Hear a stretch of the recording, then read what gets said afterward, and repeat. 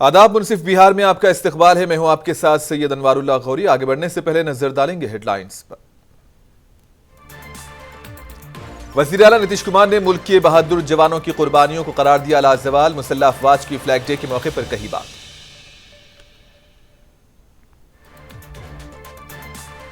भोजपुर में axis bank की एक ब्रांच में डकैती की वारदात। लुटेरे तकरीबन 16 लाख रुपये लेकर हुए फरार।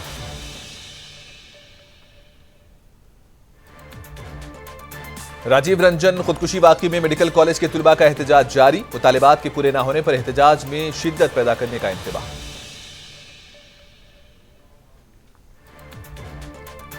भागलपुर में ज़रई मेले का इनेकाद। किसानों को फराहम की गई जरूरी जानकारी। जदीद मशीनें कम कीमत पर कराई गई दस्तयाब।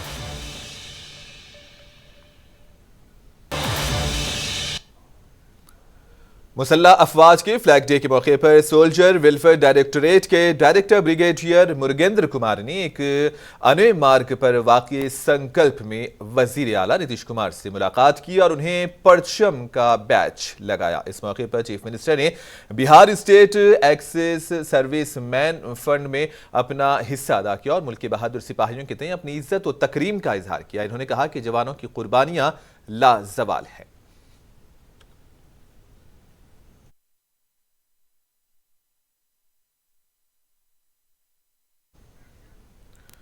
आलमी सकाफती वुरसा महाबुद्धि मंदिर बोध गया में सिक्योरिटी एहलकारों ने बुध की रात देर गए एक मॉक ड्रिल की। सिटी एसपी हिमांशु कुमार की क़ियादत में महाबुद्धि मंदिर की हिफाजत में लगे बीएमपी और एटीएस एहलकारों ने मॉक ड्रिल में हिस्सा लिया। सिक्योरिटी फोर्सेज ने इलाके को घेरे में लेकर कार्रवाई की।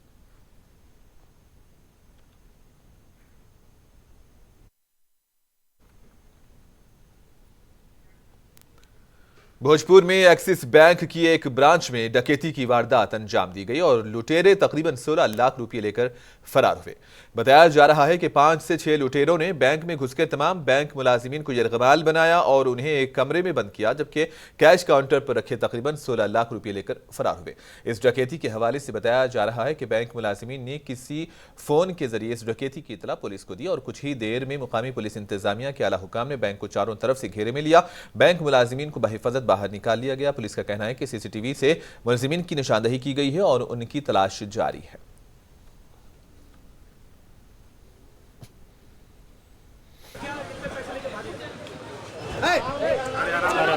आराम से इधर से आ जाइए, इधर से आ जाइए। आप लोगों को बताना चाहता हूं कि आज सुबह लगभग 10:30 बजे के बाद एक सूचना प्राप्त हुई थी हम लोगों को किसी एक फ़ोन से कि एक्सिस बैंक जो आरा का बजाज मोड़ के पास में है, इसमें कुछ अपराधी घुसे हुए हैं और बैंक के अंदर ही हैं। जैसे हमें सूचना मिलती है, हमारी जो डीआईयू की टीम है, थाना अध्यक्ष, हमारे एएसपी साहब और थोड़ी देर में मैं स्वयं यहाँ पर हमारी पूरी टीम जो है, जो स्पेशल टीम थी, घेराबंदी की बैंक की। और जब बैंक के अंदर जो है पूरे सुरक्षा व्यवस्था को देखते हुए अंदर घुसा गया, तो घुसने के उपरांत जो है हमारे जो बैंक कर्मी थे अंदर एक रूम में बंद थे, इनको निकाला गया। इनसे पूछा गया तो ये बताया कि अपराधी अंदर ही हैं। थोड़ी देर लगा, हम लोगों ने सारे एक एक रूम में इसमें चेक किए जो बैंक में थे, तो पता चला बाद में कि कोई भी यहाँ अंदर नहीं है। जब फुटेज चेक किया गया तो पता चला कि वो अपराधी 4 से 5 की संख्या में थे, जो 18 से 20 साल की उम्र के लगभग थे और उनका हुलिया फ़ोटो पूरा आ गया है। वो बैंक के अंदर जो है अपना कोई बैंक खाता बनाने के नाम पे पहले 2 लड़के घुसते हैं, बोलते हैं बैंक खाता हमें खुलवाना है और जैसे ही वो बोलते हैं अच्छा ठीक है, अपना कागज़ वगैरह बताते हैं क्या क्या लगेगा, तो फिर 3 अपराधी बाहर से घुस जाते हैं और ये कट्टे के दम पे जो है उनको दिखाते हैं। उनको सभी बैंक कर्मियों को एक रूम में बंद कर देते हैं और काउंटर पर 3 लाख रुपए एक व्यक्ति के द्वारा जमा किया गया था और बैंक द्वारा अपना जो लोगों को बांटा जाता है, पैसा दिया जाता है, वो लगभग 13 लाख रुपए के आसपास था। कुल लगभग 16.5 लाख रुपए के आसपास पैसे थे जो काउंटर पर रखे थे। उसी को वो अपराधी अपने बैग में डालते हैं और तुरंत वहाँ से फरार हो जाते हैं। हालांकि वो लोग ट्राई किए थे कि बैंक के चेस्ट में जो रखे हुए पैसे थे उसको खोला जाए, लेकिन वो उनसे नहीं हो सका, जिसके बाद अपराधी 4 से 4.5 मिनट के अंदर गेट बाहर से बंद करके फरार हो गए। आरंभ में बैंक कर्मियों ने हमें यही सूचना दी कि अपराधी अंदर है और उनके कर्मी ने ही बैंक का बाहर से जो है दरवाज़ा बंद किया है। इस अफवाह की वजह से हम लोगों को थोड़ा समय लग गया अंदर जो घुसे। हालांकि उनका फ़ोटो वीडियो हमें प्राप्त हो गया है और हमने सभी जो आसपास के एसपी हैं, सभी जगह हम लोगों ने इसको न्यूज़ को भेज दिया है, फ़ोटो भेज दिया है और अपराधियों को फ़ोटो भी हमें प्राप्त हो गया है, फुटेज है। हमारी टीम गठित कर दी गई है और हम लोग तेज़ी से इसमें कार्रवाई करने जा रहे हैं। जगदीशपुर थाना इलाके भागलपुर के बलोचिक पंचायत के सरबराह मुकेश कुमार मंडल और उनके भाइयों पर जानलेवा हमला किया गया। गांव के सरबराह पप्पू राय की बेटी की शादी में गए हुए थे, जहां इन पर जानलेवा हमला किया गया। पिस्तौल का बच मारकर सरबराह को शदीद तौर पर जख्मी किया गया। पुलिस ने वाक़े पर पहुंचकर मुखिया के भाइयों को इलाज के लिए जवाहरलाल नेहरू मेडिकल अस्पताल में दाखिल करवाया और पुलिस ने एक मुकदमा दर्ज किया है और तफ्तीश कर रही है। क्या घटना हुई है? मेरा नाम मुकेश कुमार मंडल हुआ। मैं ग्राम पंचायत बलवाचक पुरैनी से प्रखंड जगदीशपुर और 2016 से अभी लगातार मुखिया हैं। क्या घटना क्या हुई? हम लोग 4 तारीख को रात में करीब 9:30 बजे परमानंद राय उर्फ पप्पू राय शर्मा टोली में भोज खाने के लिए उसके घर पर हम गए थे। उसकी बेटी की शादी था।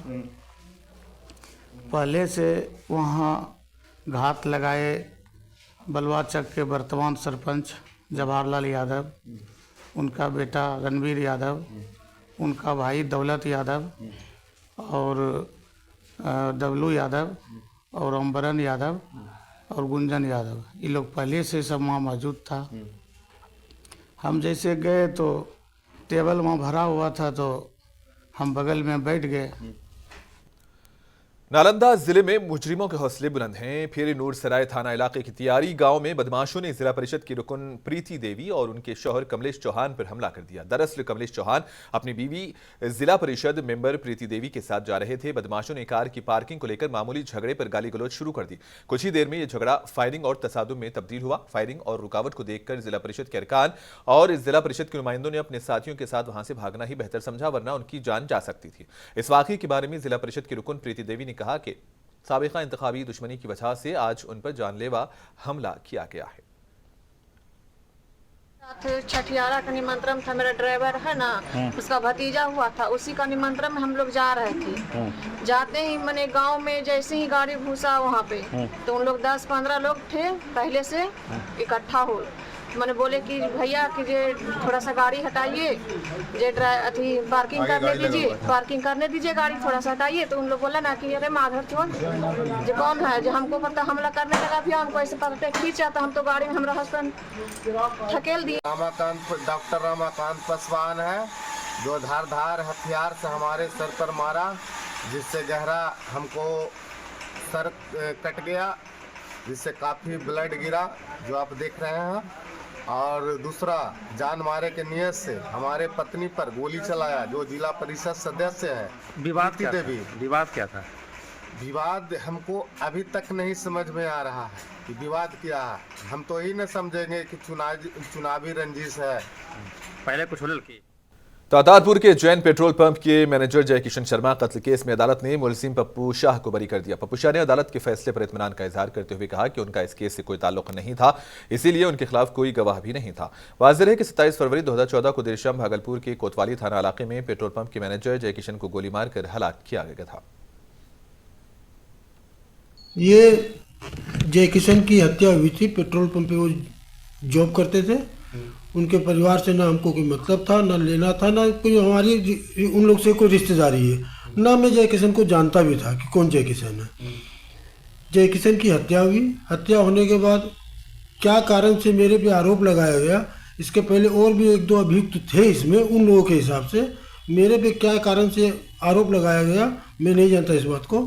लेकिन 2014 में पुलिस इन्वेस्टिगेशन में ये केस 2016 में पुलिस इन्वेस्टिगेशन के हिसाब से ख़त्म हो गया था, जिस समय कोतवाली में ठाकुर जी इंस्पेक्टर थे।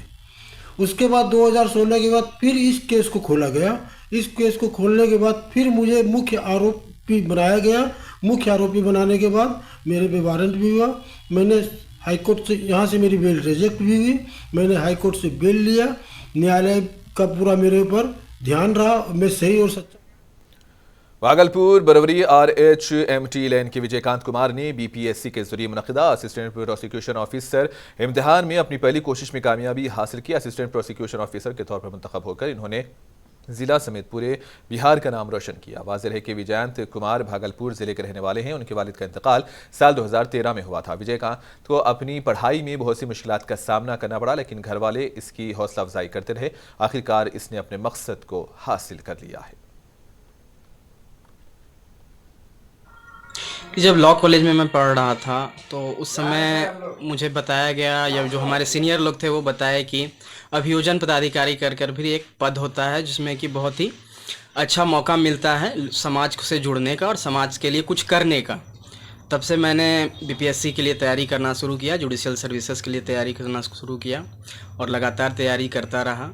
आखिरकार सबों के आशीर्वाद से हमारा सपना साकार हुआ। कितना घंटा तैयारी करते थे इसके लिए? कोई मतलब फिक्स पैटर्न नहीं था, चूँकि दिन में काम वगैरह में या इधर उधर इंगेजमेंट होता था तो ज़्यादातर मैं रात को ही समय देता था। रात को डेली का 4-4.5 घंटा मेरा कंपलसरी था कि मैं पढ़ता था और कंटिन्यूस स्टडी करने से ही जो है मुझे ये मुकाम प्राप्त हुई है। प्रारंभिक शिक्षा कहाँ से प्राप्त? प्रारंभिक शिक्षा मेरी हाई स्कूल बरारी से हुई। हाई स्कूल बरारी से मैंने मैट्रिक पास किया। उसके बाद फिर टीएनबी लॉ कॉलेज भागलपुर से मैंने एलएलबी करा। उसके बाद परिवार का कितना साथ मिलता था पढ़ाई में? परिवार का पूरा साथ मिलता था। बहुत सारी असफलताएं भी हाथ लगी।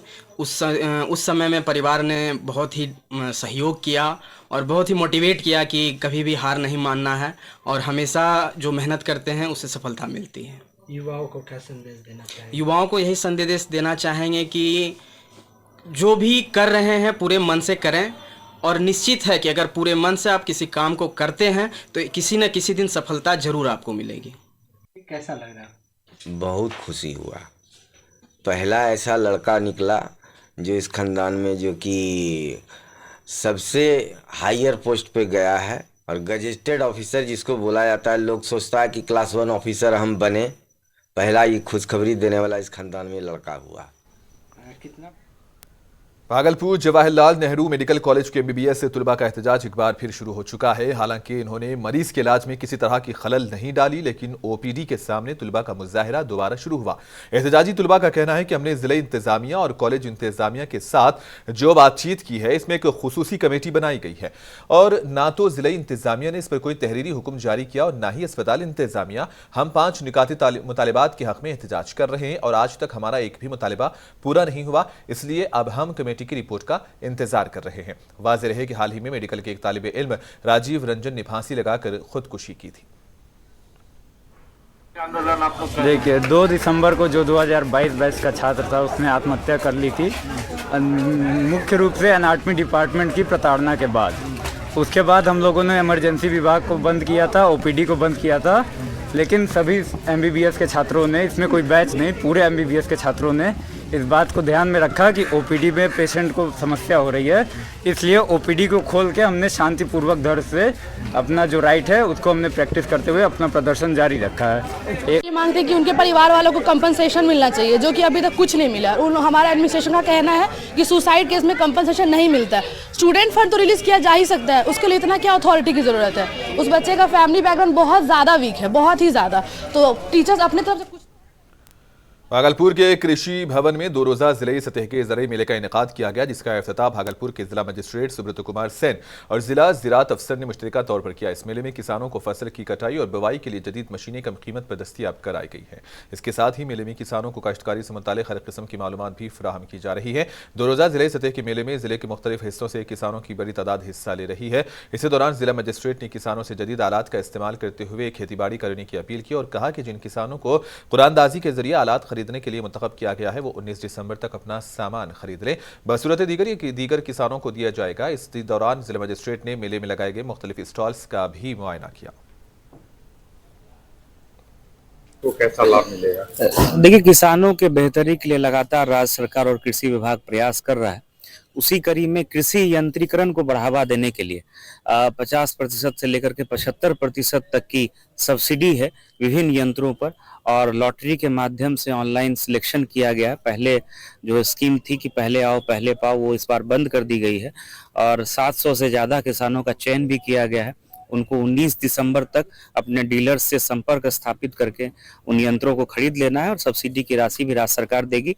इसमें कई ऐसे यंत्र हैं जैसे रीपर कंबाइंडर एवं अन्य कई आधुनिक यंत्र हैं जिनसे जो फसल कटने के बाद जो अवशिष्ट बच जाता है उसके भी प्रबंधन में सहायता होगी, बेहतरी होगी, ताकि किसान कभी कभी, वैसे भागलपुर में ये देखने को नहीं मिलता है, अन्य जिलों में या अन्य राज्यों में हम लोग सुनते हैं कि फसल अवशिष्ट को लोग आग लगा देते हैं, उससे जहां एक तरफ जो सॉइल है उसकी गुणवत्ता खराब होती है, उत्पादकता खराब होती है, वातावरण भी प्रदूषित। भागलपुर में डॉक्टरों ने लोगों को सेहतमंद रहने की तरकीब देने के लिए साइकिल रैली निकाली। जवाहरलाल नेहरू मेडिकल कॉलेज भागलपुर के कन्वेंशन से कबल डॉक्टरों ने साइकिल रैली निकालकर लोगों को अपनी सेहत के बारे में आगाह किया। मेडिकल कॉलेज कैंपस ये रैली कॉलेज के अहाते से शुरू हुई और शहर के मुख्तलिफ इलाकों से गुजरते हुए वापस कॉलेज में ही इख्तिताम पजीर हुई। साइकिल रैली को भागलपुर इलाके के DIG विवेकानंद ने झंडी दिखाकर रवाना किया। देखिए, सबसे पहली बात तो है कि यह आयोजन जो है डॉक्टर्स के द्वारा किया गया है जो दवाई देने के लिए जाने जाते हैं। इस बार जो उन्होंने दवाई प्रेस्क्राइब कर रहे हैं वो साइकिल रैली के माध्यम से, उसके लिए आपको कोई पैसे नहीं खर्च करने हैं, चलने के लिए, साइकिल चलाने के लिए कोई पैसे खर्च नहीं करने हैं और डॉक्टर्स के ही द्वारा यह मैसेज समाज में दिया जा रहा है जो बहुत ही पॉजिटिव है, क्योंकि स्वास्थ्य हमारा सबसे बड़ा धन है। यदि हम अपने स्वास्थ्य को नहीं बना पाए रखेंगे तो हम किसी भी चीज का एंजॉयमेंट नहीं कर सकते हैं लाइफ में। हर आज हम लोग यहाँ पे एकत्रित हुए हैं जातिकौन और जातिकौन के कॉन्फ्रेंस के लिए। डॉक्टर्स का ये कॉन्फ्रेंस है और देश के शायद काफी बड़े बड़े नामचीन डॉक्टर्स आ रहे हैं।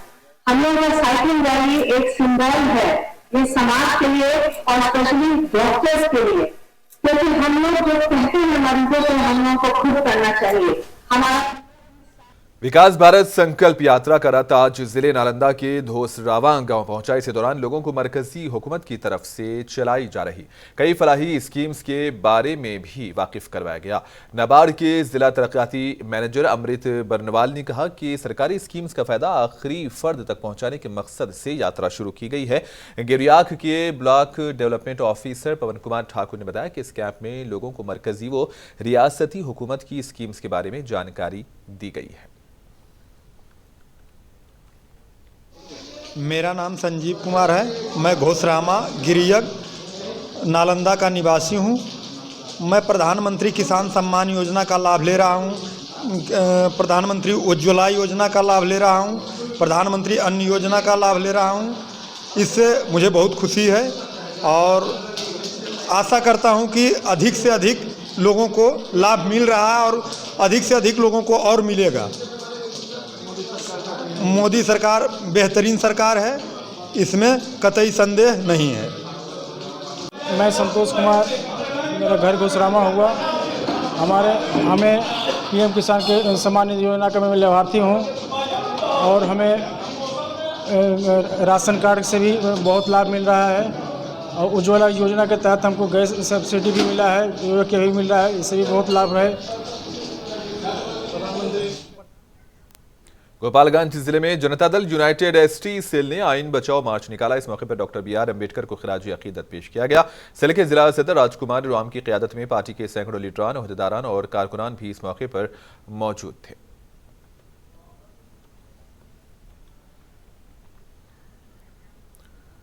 बाबा साहब भीमराव अंबेडकर की बरसी पर औरंगाबाद जनता दल यूनाइटेड के औरंगाबाद दफ्तर से एक जुलूस निकाला गया। जुलूस में शामिल कायदीन ने कलेक्ट्रेट के अहाते में नसब बाबा साहब भीमराव अंबेडकर के मुजस्समे पर गुलहाए अकीदत पेश किए, जिसकी क़ियादत JDU के ज़िला सदर अशोक कुमार सिंह, औरंगाबाद के साबिक़ MP वीरेंद्र कुमार सिंह और साबिक़ MLA लल्लन भोया ने की।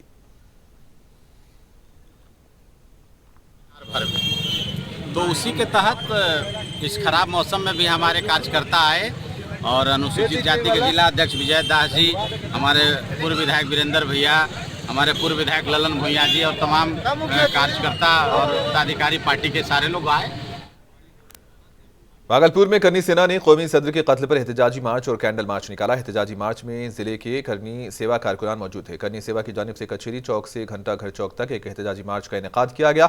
इस मौके पर मुजरिमों को सख्त सजा देने की भी मांग की गई। पे एकत्रित हुए हैं। जैसा कि आप लोग जान रहे हैं कि कल दिनांक 5 तारीख को राजस्थान के जयपुर शहर में हमारे हिंदू हृदय सम्राट वीर शिरोमणि श्री सुखदेव सिंह दादा, जिनको हम लोग कहते थे सुखदेव सिंह गोगामेरी जी, की गोली मारकर हत्या गुंडों के द्वारा कर दी गई है, जो राजस्थान सरकार के पैरेलल में सरकार में और आखिर में हेडलाइंस पर एक और नजर। वज़ीर आला नीतीश कुमार ने मुल्क के बहादुर जवानों की कुर्बानियों को करार दिया लाजवाल। मुसल्लह अफवाज के फ्लैग डे के मौके पर कही बात।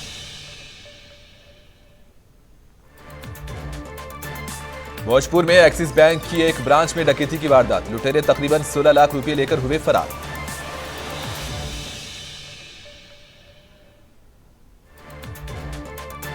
राजीव रंजन खुदकुशी वाकई में मेडिकल कॉलेज के तुलबा का एहतजाज जारी। मुतालिबात के पूरे ना होने पर एहतजाज में शिद्दत पैदा करने का इंतबाह।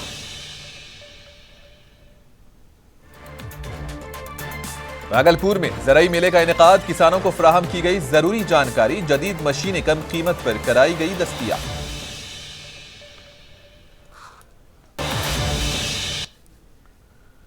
और इसी के साथ ही खबरों का सिलसिला इख्तिताम को पहुंचा। दीजिए इजाजत। अल्लाह हाफिज।